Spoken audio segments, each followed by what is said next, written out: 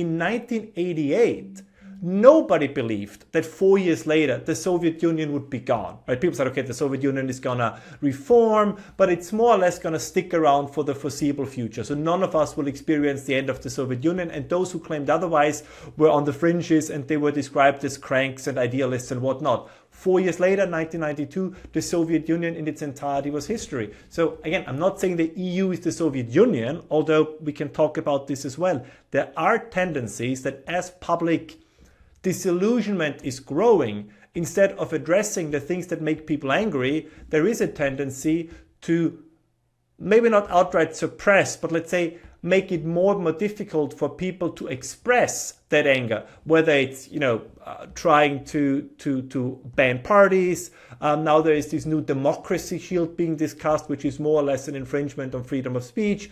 We saw the whole let's call it shady business with the Romanian presidential elections. There are discussions of how could you ban certain AfD candidates in Germany from running. So there are all these things being put in place that are designed to keep those who are in power and to, let's at least diminish the chances of actual political change. And this is very often the first step before a revolutionary eruption.